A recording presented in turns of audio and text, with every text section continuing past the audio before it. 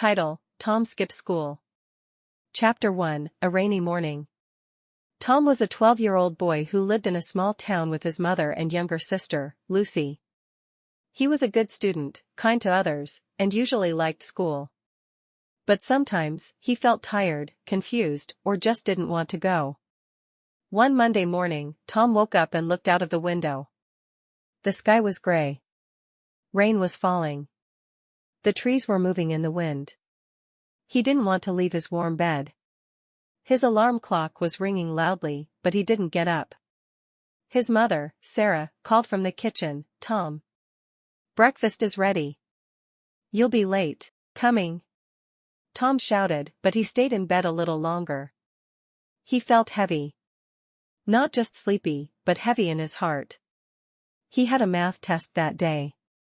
He wasn't ready. He also had to do a presentation in front of the class. The idea of standing in front of everyone made his stomach hurt. He slowly got out of bed, dressed, and went downstairs. His mom was busy making toast, and Lucy was eating cereal. "Morning," his mom said. "Don't forget your umbrella. It's really wet today." Tom nodded, sat at the table, and ate silently. He was quiet. His mom noticed. "Everything okay, honey?" "Yeah," Tom said. But it wasn't true. After breakfast, Sarah kissed him on the head and left for work. Lucy went to her school with her friend's mom. Tom was alone. He picked up his school bag, walked outside, but he didn't go to school. Chapter 2: The Hidden Morning. Instead of walking to school, Tom walked to the town park. It was quiet. Only a few people were there, mostly dog walkers and old people sitting on benches under umbrellas.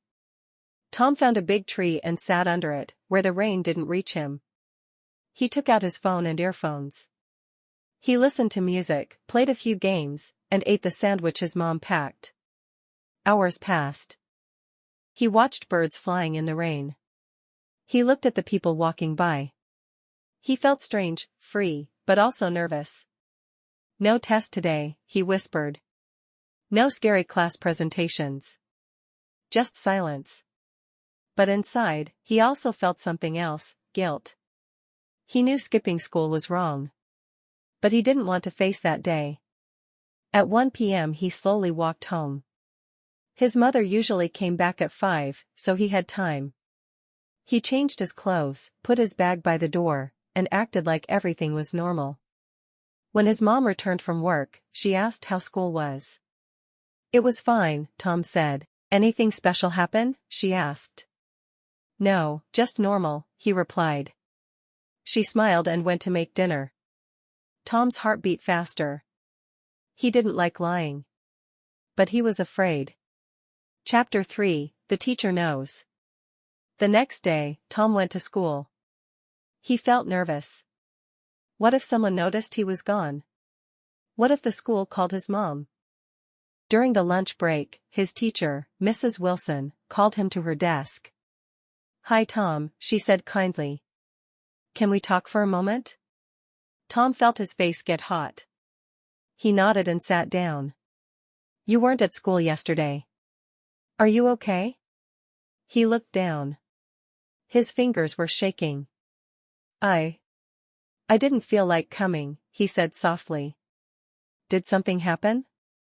"Are you feeling stressed?" she asked. Tom shrugged. He didn't know what to say.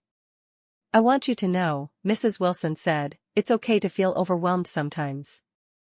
School can be difficult.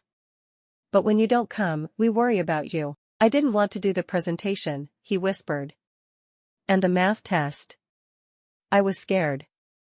Mrs. Wilson gave a small smile. "I understand," she said.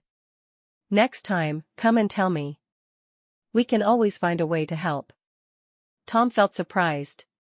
She didn't shout. She didn't punish him. She listened. "Thanks, Mrs. Wilson," he said. Chapter 4: The Truth at Home. That evening, after dinner, Tom's mom called him into the living room. She looked serious but calm. "Tom," she said. "I got a call from your school." They told me you missed class yesterday. Is that true? Tom's face turned pale. His hands started shaking again. Yes, it's true, he said quietly. I didn't go. His mom waited. I went to the park. I didn't feel ready for the test. And I was afraid to speak in front of the class, he said. I know it was wrong. I'm sorry. He waited for the punishment. But it didn't come. His mother sat next to him and put her hand on his. Tom, thank you for telling me the truth, she said. I understand how you feel. School is not always easy. But lying and skipping class is not the solution. He looked at her. She didn't look angry. She looked kind. I want you to come to me next time, she continued. Even if you feel scared or confused. I'm here for you. Always. Tom's eyes filled with tears. He nodded. Okay, Mom. I will. Chapter 5, A New Beginning. The next morning, Tom got up early. It was sunny. Birds were singing. He ate breakfast with his mom and Lucy. He felt better, lighter, more open. When he got to school, Mrs. Wilson smiled at him. Welcome back, Tom, she said. Thank you, he said. Can I do the presentation today? She nodded. Of course. Tom stood in front of the class. He was nervous at first, but he remembered what his mom said, you're not alone. He did the presentation. It wasn't perfect, but he did it.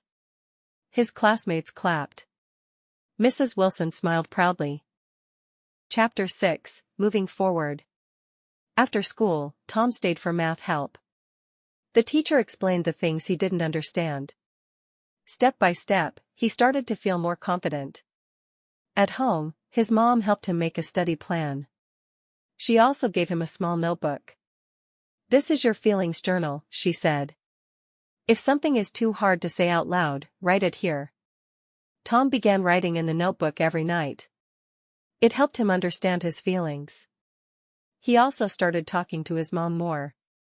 They had tea together in the evenings. Sometimes they laughed.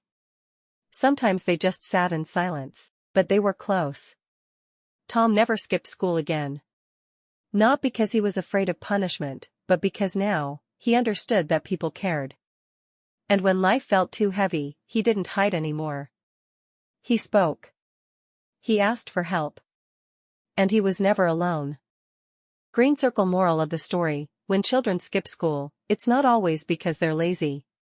Sometimes they feel lost, scared, or overwhelmed. With patience, kindness, and good communication, we can help them feel safe again.